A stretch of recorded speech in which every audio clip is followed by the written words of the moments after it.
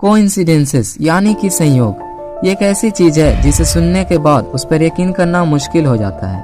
और इस संसार में बहुत से कोइंसिडेंसेस पास्ट में हो चुकी हैं जिसे सुनकर लोगों के होश उड़ जाते हैं। तो आज मैं आपको ऐसी अमेजिंग और अविश्वसनीय संयोग बताने जा रहा हूँ जिसे सुनने के बाद आप भी कहोगे ऐसा भी होता है क्या। नंबर 3, यह बात है 1930s की और लोकेशन यूनाइटेड स्टेट्स का डेट्रॉइट सिटी, जहां एक बहुत ही अजीबोगरीब कोइंसिडेंस हुआ जिस पर यकीन करना शायद ही मुमकिन हो।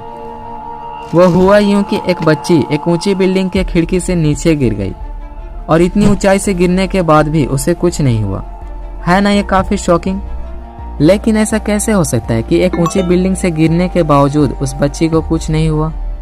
तो क्या है ना कि वो बच्ची एक व्यक्ति के ऊपर गिरी जो उसी जगह से गुजर रहा था और उस व्यक्ति का नाम जोसेफ फिगलॉक था। उसने उस बच्ची को गिरते हुए देख लिया और किसी तरह से कैच करने में कामयाब हो गया और फॉर्चुनेटली उन दोनों को कुछ भी नहीं हुआ। लेकिन फ्रेंड्स, हैरान कर देने वाली बात तो यह है कि 1 साल बाद वही बच्ची उसी बिल्डिंग के उसी खिड़की से फिर से गिर गई। एंड गेस व्हाट, जी हाँ, उसी आदमी के ऊपर जिसके ऊपर वो 1 साल पहले गिरी थी, यानी कि जोसेफ फिगलॉक पर। Would you believe it? यकीन करना तो मुश्किल है, लेकिन इस बार भी दोनों बिल्कुल सुरक्षित थे। नंबर 2, यह घटना 1965 के दौरान हुआ जब एक 4 साल का लड़का एक बीच के पानी में लगभग डूब ही चुका था, या फिर कहीं पूरी तरह से डूबने ही वाला था कि एलिस ब्लेस नाम की एक लेडी ने उसे तैरकर बचा लिया।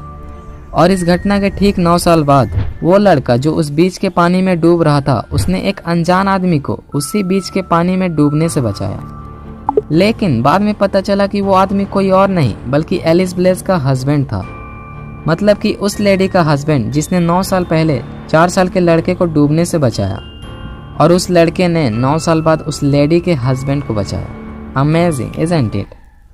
नंबर 1, यह कोइंसिडेंस जो अभी बताने जा रहा हूँ ये बहुत ही ज्यादा इंटरेस्टिंग है। वास्तव में यह कोइंसिडेंस 1883 में यूएस का स्टेट टेक्सास में हुआ था, जब हेनरी जिगलेन नाम के एक बंदे ने कुछ प्रॉब्लम्स होने के कारण अपनी प्रेमिका यानी कि लवर के साथ रिश्ता तोड़ दिया। लेकिन इस रिश्ते के टूट जाने की वजह से वो लड़की बहुत ही ज्यादा डिप्रेस्ड हो गई और इसलिए उस लड़की ने आत्महत्या कर लिया।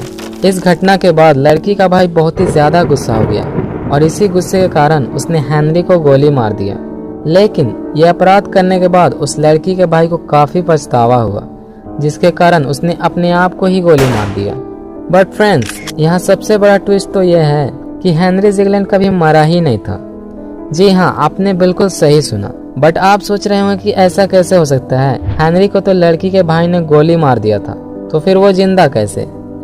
तो एक्चुअल में क्या हुआ था ना कि जब उस लड़की के भाई ने गन फायरिंग किया तो जो बुलेट था वो हेनरी के चेहरे को सिर्फ छूकर एक पेड़ में जाकर फंस गई और इसलिए वो बच गया।